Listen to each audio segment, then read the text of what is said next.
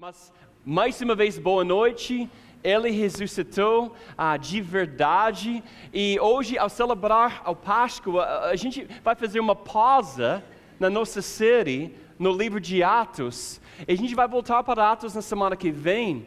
Mas nesse domingo eu queria realmente usar nosso sermão de hoje para nos concentrarmos na importância da ressurreição. Um amigo meu me contou uma história que eu achei interessante. Um amigo meu contou uma história sobre uma visita que ele fez a uma clínica psiquiátrica, onde ele encontrou um homem que insistia que ele era Jesus Cristo. Esse homem, que ele era Jesus. Não metaforicamente, não em espírito, mas na carne. E um dia meu amigo entrou para conhecer este homem. Você é Jesus? Ele falou. Sim, meu filho, eu sou Jesus. Meu amigo falou para ele, então, eu estarei de volta em um minuto aqui. Deixou o homem um pouco confuso, né? E dentro de 3 ou 4 minutos, meu amigo voltou, segurando uma fita métrica. Pedindo ao homem para segurar os braços, meu amigo mediu o comprimento dos seus braços e sua altura de cabeça aos pés. E depois disso, meu amigo saiu. E o homem que dizia ser Cristo ficou um pouco preocupado. Ele estava um pouco preocupado. Um pouco mais tarde, meu amigo voltou com um martelo, alguns pregos grandes, fortes e vários pedaços de madeira. Ele começou a pregá-los na forma de uma cruz. E o homem perguntou, o que você está fazendo? Quando meu amigo colocou os últimos pregos na cruz, ele perguntou isso. E ele perguntou isso para ele de volta. Você é Jesus? Mais uma vez o homem falou, sim, meu filho, eu sou. Meu amigo disse, então, você sabe por que eu estou aqui. De alguma forma, o homem de repente lembrou quem ele realmente era. Seu velho padrão não parecia ser uma boa ideia. Eu não sou Jesus. Ele começou a fazer isso. E ele começou a gritar. Sabe uma coisa? Muitos de nós somos confusos sobre a nossa identidade. Quando a gente estudou Efésios, ao longo de 3, 4, 5 meses, a gente estudou bastante sobre isso. A gente falou basicamente sobre essa ideia que nós temos uma crise de identidade constante em termos de quem acreditamos quem nós somos. Muitos de nós acreditamos que nós somos Jesus efetivamente. A gente não falaria isso, mas a gente acredita muitas vezes que nós somos os nossos próprios salvadores funcionais. Quando João Batista deve ser o nosso exemplo, pois quando perguntado sobre quem ele era, ele falou o seguinte, o que ele falou? Eu não sou o Cristo. Eu não sou o Cristo. E uma das razões que nós não acreditamos em Jesus é porque nós, como cristãos, não acreditamos no poder, muitas vezes, da ressurreição. Alguns de nós nem sequer acreditam que a ressurreição aconteceu mesmo. Os não cristãos pensam que, às vezes, a ressurreição é uma farsa. Lembra-se que estudamos sobre os saduceus na semana passada, que nem sequer acreditavam na ressurreição. Em nossos dias, em nosso tempo, muitos de nós são como os saduceus e ainda não acreditam. Mas a ressurreição aconteceu. E é essencial para a compreensão de nossa fé e para a compreensão do Evangelho. Eu iria mais longe a dizer, é o aspecto eu acho que mais importante da história do Evangelho. Enquanto a crucificação é crucial, a ressurreição é essencial também. Você vê, porque sem a ressurreição de Cristo, nossa fé não tem esperança. A gente não tem esperança. Nós não temos nenhuma vida. Nós não temos nenhum evangelho. Nós não temos a eternidade. Nós vamos ser como loucos em instituições psiquiátricas, acreditando que nós somos os nossos próprios salvadores. Porque sem a ressurreição, nós não temos uma outra opção, exceto acreditar que nós somos os nossos próprios salvadores. E essa é uma forma, infelizmente, que muitas pessoas vivem. Então vamos abrir as nossas Bíblias em Lucas, capítulo 24. E vamos ficar de pé enquanto nós estamos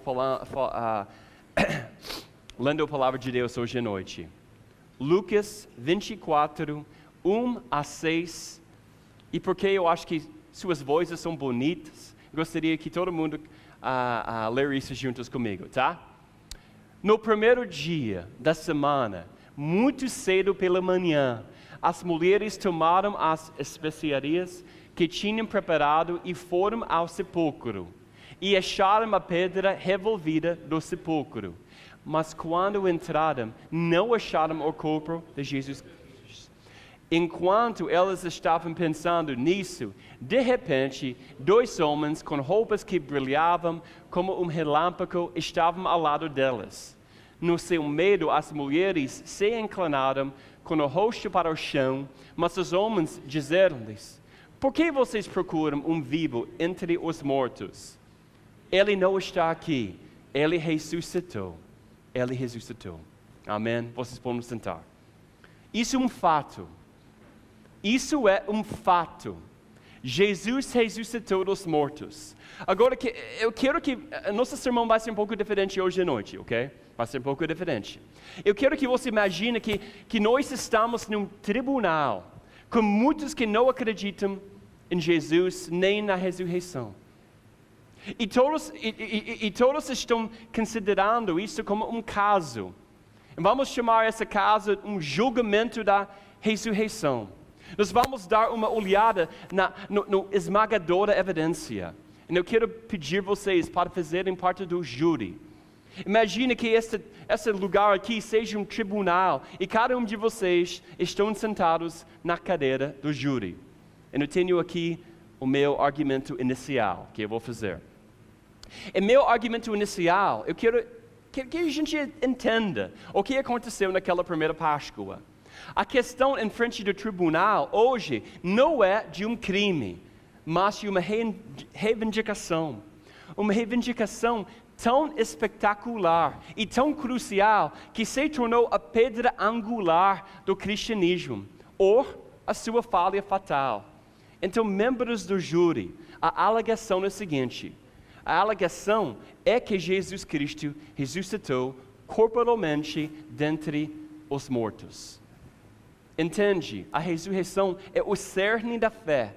O cerne da fé. Se isso nunca aconteceu, o cristianismo entra em colapso na mitologia e bilhões de pessoas ao longo das décadas têm sido enganados. Mas se isso aconteceu, ele autentica tudo que Jesus fez, tudo que Jesus disse.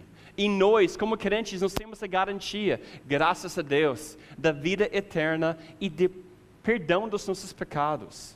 O apóstolo Paulo falou isso em 1 Coríntios 15, quando ele falou o seguinte: se Cristo não ressuscitou, a vossa fé é inútil. Inútil.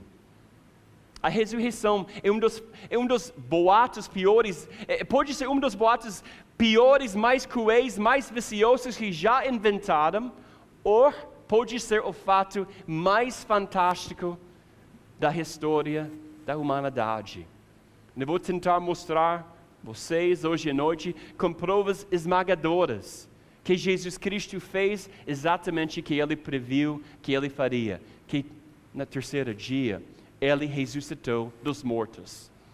Em Atos 1:3, a gente pode ler sobre isso, afirma que depois de ser padecido, mostrou-se a estes homens e deu muitas provas convincentes de que Ele estava vivo. Então, e isso que eu pretendo fazer hoje à noite, eu vou apresentar 3 peças de provas que, quando tomadas em conjunto, irão fornecer prova convincente de que Jesus ressuscitou dos mortos. Evidência A. Primeiro, evidência A. O túmulo vazio. Túmulo vazio. A primeira evidência é isso, o túmulo vazio. A Bíblia ensina que, depois dos carrascos profissionais crucificaram Jesus, seu cadáver foi colocado numa tumba de pedra sólida. Depois que seu corpo foi coberto com cerca de 100 libras de especiarias, foi amplamente envolvido em tiras de pano de linho. Uma grande pedra que pesou pelo menos 2 toneladas foi enrolado em frente da entrada do túmulo. E após esta pedra angular, essa pedra estar no lugar, um contingente de até 16 soldados romanos, foi designado para proteger o túmulo. Algumas imagens que talvez você já tenha visto de 1 ou 2 caras em mini saias lá perto do túmulo, não mostram necessariamente a realidade, ok? Com uma lança nas mãos deles. Não foi o caso. Esses homens eram máquinas de combate humanos. Eram gladiadores. Foram treinados para proteger a área ao redor do túmulo contra a batalhão inteiro.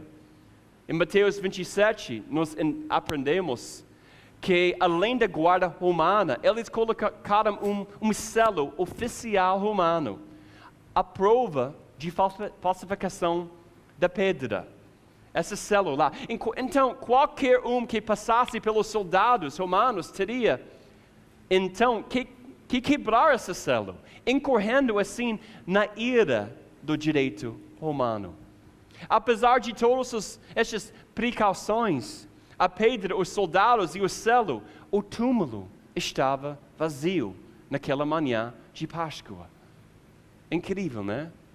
Quando as primeiras pessoas chegaram bem próximo, viram apenas uma coisa: os panos de sepultamento manchados de sangue, como Jesus tivesse se materializado através delas. A tumba vazia serve como evidência e um poderoso testemunho da ressurreição de Jesus. Os críticos ao longo dos anos não foram capazes de refutar isso, o túmulo vazio. Em vez disso, eles criaram outras possibilidades. Talvez os discípulos roubaram o corpo. Ok, vamos considerar isso. Talvez os discípulos realmente roubaram o corpo. Mas isso parece impossível quando você considera que esse grupo de covardes, que na verdade os discípulos naquela época eram covardes, teria que dominar soldados armados, rolar uma pedra de 2 toneladas, livrar do corpo e depois fabricar um mito sobre a sua ressurreição. Um mito pelo qual eles deram as suas vidas. Não faz muito sentido, não? Não parece plausível. Uma outra possibilidade seria que os líderes religiosos eliminaram o corpo. Mas este também tem algumas falhas sérias também. Eles não poderiam produzir o corpo, porque o corpo já não estava morto. Jesus tinha ressuscitado. Então, senhoras e senhores, o sucesso ou fracasso de cristianismo depende do túmulo vazio. Entende disso? É a única testemunha silenciosa e infalível. Os críticos não podem explicar-la. Se Jesus não ressuscitou dos mortos, então, onde está o corpo? Porque para a maioria das pessoas que fundaram religiões no mundo, você pode ir no lugar onde o corpo deles é hoje em dia. Líderes de todas as outras religiões morreram, ficaram mortos, seus ossos estão deteriorando no chão, mas isso não foi o caso com Jesus. Ele alegou que ele iria ressuscitar dos mortos no 3º dia, e isso é exatamente o que ele fez. A tumba vazia valida a sua afirmação. Enquanto isso sozinho, eu acho que já é suficiente para entender. Esse fato não foi convincente em si mesmo para os seguidores originais de Jesus. Eles precisavam de mais provas, algo que iria eliminar qualquer dúvida de suas mentes. Então vamos para a evidência B, várias testemunhas. Os primeiros cristãos não acreditavam que Jesus tinha ressuscitado apenas por causa do túmulo vazio. Eles acreditavam nisso porque ouviram com seus próprios olhos. Quando eu falei, melhor dizer, eles não disseram, nós encontramos um túmulo vazio. Eles falaram uma coisa diferente. Vimos Jesus vivo. Está me entendendo? É duas coisas diferentes. Então, a prova mais notável de que Jesus ressuscitou dos mortos é que mais que 515 testemunhos oculares viram Jesus em pelo menos 12 momentos diferentes. Atos 1:3 falou o seguinte: ele apareceu a eles durante uma época de 40 dias e falou sobre o reino de Deus. Então, Jesus deu a prova inquestionável de que ele estava vivo. Depois de sua ressurreição, ele apareceu a uma mulher no cemitério. Mais tarde, naquele mesmo dia, ele caminhou através de uma porta fechada e conversou com seus seguidores, assustados que estavam amontoados em Jerusalém. À noite, ele caminhou lado a lado com 2 homens enquanto eles caminhavam em uma estrada. Ele apareceu para todos os tipos de pessoas, crentes, céticos, para as pessoas difíceis, para as pessoas compassivas, de alma também. E várias pessoas ouviram, mais de uma ocasião, alguns sozinhos, outros em grandes grupos, por vezes durante o dia e a noite. O apóstolo Paulo, quando ele estava escrevendo essa carta para novos cristãos em 1 Coríntios, ele falou o seguinte: porque eu passei para você como de primeira importância. Todo mundo fala primeira. De primeira importância. Mais uma vez. Primeira importância, que Cristo morreu pelos nossos pecados, segundo as Escrituras, e que Ele apareceu a Pedro e depois aos 12. Depois disso, apareceu a mais que 500 irmãos, ao mesmo tempo, a maioria dos quais ainda vive, embora alguns já tenham adormecido. Então, amigos, é por isso que a defesa da ressurreição de Jesus é tão forte. Mais que 500 pessoas testemunharam que eles tinham visto a Cristo ressuscitado. E quando o cristianismo foi lançado em cena, estes testemunhos eram importantes, né? Ainda estavam vivas e poderiam ser questionadas. Com efeito, a igreja primitiva podia dizer: se você não acredita em nós, você pode perguntar àqueles que ouviram com seus próprios olhos. E a igreja cresceu, como a gente tem estudado em Atos. 3.000 pessoas foram salvas com o primeiro sermão do Pedro. Depois, como a gente estudou semana passada, mais 2.000 pessoas salvos. 5.000 pessoas já estão na igreja. E agora nós temos mais que 1 bilhão de pessoas, nosso mundo inteiro, até 1 e 2 bilhões de pessoas que falam que Jesus Cristo é o Senhor, todos celebrando Páscoa hoje, inclusive alguns em Paquistão, que infelizmente estão experimentando perseguição, mártires, na verdade, da fé. Mais que 60 pessoas celebrando Páscoa num parque lá em Paquistão.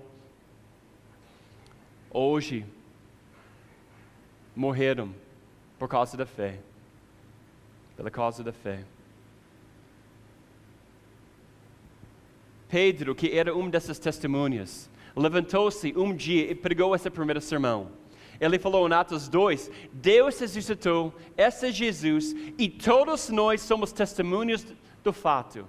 Interessante que Pedro pregou esse sermão no coração de Jerusalém, a própria cidade onde Jesus foi crucificado e enterrado. As pessoas sabiam que o túmulo estava vazio e que Jesus havia aparecido para centenas de pessoas, era verificável. E mais tarde, Pedro escreveu numa outra carta que ele viu Jesus, ele falou com ele, ainda ele comeu um peixe frito com ele na praia um dia. Ele falou em 2 Pedro, nós não seguimos contas engenhosos, quanto fazemos saber a virtude e a vinda do nosso Senhor Jesus Cristo. Mas nós mesmos vimos a sua majestade. Considerando os fatos que eu estou apresentando hoje à noite, eu quero que você pense bem. Em evidência A, o túmulo vazio. Evidência B, várias testemunhas. Vamos para a nossa última evidência. Evidência C, vidas transformadas. Esse argumento que pode ser para muitos mais convincente. Vidas transformadas. A ressurreição é validada pelas vidas transformadas de seus seguidores. Algo aconteceu para reorientar radicalmente esse grupo original de seguidores.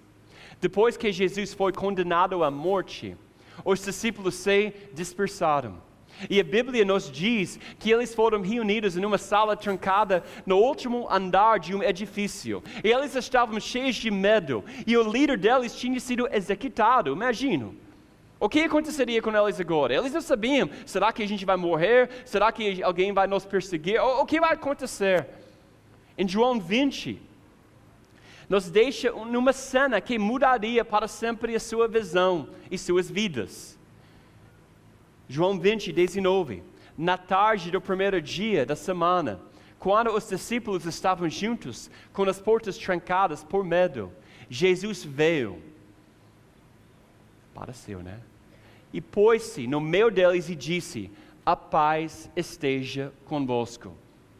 Depois que ele disse isto, mostrou-lhe as mãos e o lado.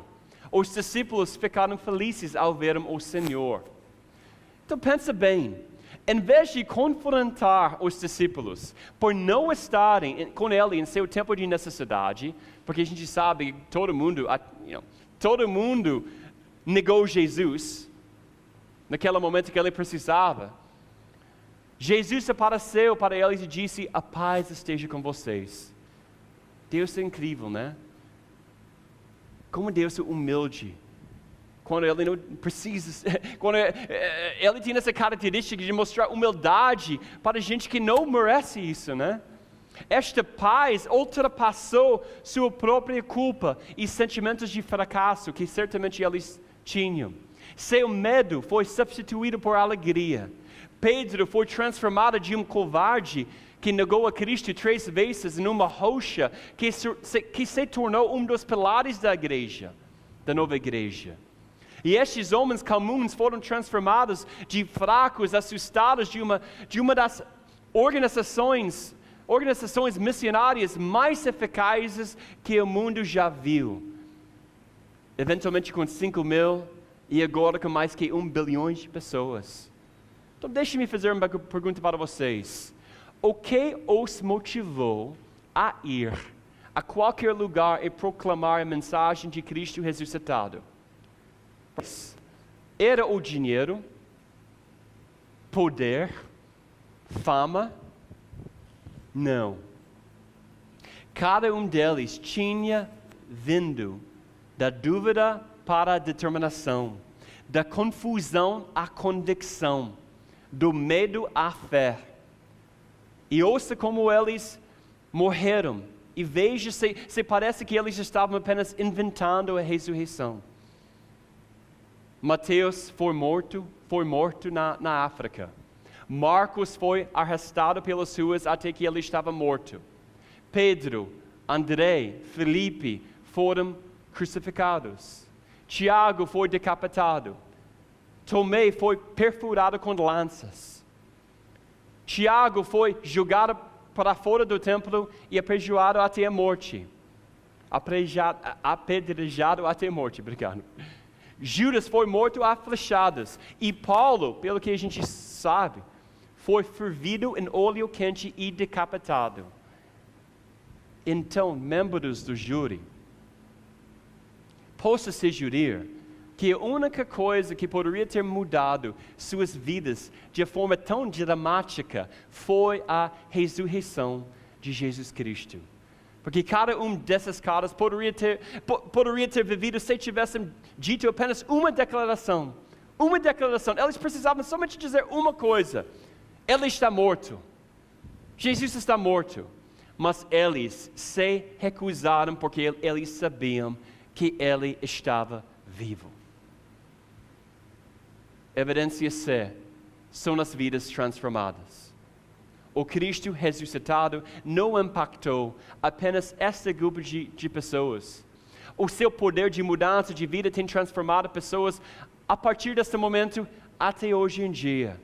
O testemunho combinado das vidas transformadas chega, como eu falei, a casa de bilhões, de todas as raças, tribos, línguas, nacionalidades no mundo. Apesar de várias origens intelectuais, sociais, os crentes estão unidos na sua convicção de que Jesus Cristo está vivo.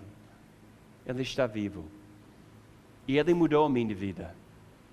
Ele mudou a minha vida também. Eu acredito que Ele mudou a sua vida também. Eu não estaria aqui. Eu estou bancando tudo na minha vida nessa história que a gente está falando sobre hoje à noite. Eu sou pastor. Eu estou no ministério vocacional. Eu sou missionário. Tudo isso. Por quê? Porque eu acredito nessas evidências que Jesus morreu e também crucificado e ressuscitou. Argumento final. Então, quando a gente considerar tudo isso, eu tenho algumas perguntas para nós. Primeiro de tudo, como você explicar do túmulo vazio? Talvez hoje em dia, talvez você está aqui hoje e você está pensando, pastor G é muito interessante, mas eu não sei se eu acredito ainda. Como você explicar o túmulo vazio? Primeiro lugar. Segundo lugar, como você argumenta contra várias testemunhas? Finalmente, como você foge do fato de que o Cristo ressuscitado mudou muitas vidas? Muitas vidas. A evidência é forte e convincente. Na verdade, muitos céticos têm abordado esse assunto com o objetivo de refutar tudo, mas não conseguiram. Então, membros do júri, qual é a sua decisão? Veredito. Qual é o seu veredito sobre a ressurreição? Embora você possa concordar com essa forte evidência, talvez você acredite que não faz muita diferença para você. Os dados simplesmente não parecem relevantes para a sua vida. Talvez você diria, e daí? Que diferença faz na minha vida? E eu diria, uma grande diferença. Por causa do que Jesus Cristo fez, agora você pode saber que há uma vida além da morte. Há vida além da morte. Não é apenas uma teoria, uma realidade comprovada. Porque Jesus está vivo. A morte nunca terá a última palavra, graças a Deus. Ressurreição é prometida para todos que morrem. Um novo começo para cada fim, para cada um de nós. Então, a verdade é, talvez você esteja pensando que você está no júri decidindo tudo. Mas, na verdade, é Deus que está decidindo tudo. É Deus que sabe os nossos corações. É Deus que sabe os nossos pensamentos. É Deus que sabe os nossos pecados. Além das nossas fraquezas, os nossos pecados. E não acho que Ele diria hoje à noite, para você e para mim, venha a mim. Venha a mim. Acredite nessa história. Acredite que tem poder nessa história, muito além do que você poderia imaginar. Entregue a sua vida a mim. Em João 20, quando Pedro e João correram para o túmulo vazio, eles ficaram surpreendidos. Versículo 8 diz que João viu e acreditou. Como eu falei no início, a palavra que não é utilizada quando vemos algo de distância ou algo de perto. Essa palavra significa ver com uma luz interior que leva a uma conclusão. Em outras palavras, uma luz acendeu para ele. Um fogo acendeu para ele. Ele acreditava na forma mais verdadeira possível. Podemos dizer isso de nós mesmos? Ou nós acreditamos que nós somos os nossos próprios salvadores funcionais? Nós temos que crer na ressurreição, dada a evidência esmagadora. Devemos colocar nossa fé em Cristo ressuscitado e pedir-lhe para nos salvar dos nossos pecados e nos mudar de dentro para fora. Ele ressuscitou, gente. Sem Jesus, a gente não tem esperança. E sem a ressurreição, a gente não tem esperança. Vamos orar. Deus, obrigado por Tua palavra hoje à noite. Obrigado Teu trabalho na cruz do Senhor, que permite que os nossos pecados possam ser perdoados. Obrigado, Deus, porque quando a gente olha na cruz do Senhor, a gente pensa em tudo que você sofreu, nós, e também para a glória do Seu Pai. Pedimos hoje à noite ao Senhor, que Tu nos ajude, Senhor, a entregar as nossas vidas completamente a Ti, acreditando verdadeiramente na ressurreição, acreditando nessas evidências, acreditando não só cognitivamente, mas em nossos corações, que Tu és bom, que Tu tens um plano para cada um de nós, e que Tu vai nos mudar diariamente, enquanto nós estamos acreditando no poder da ressurreição.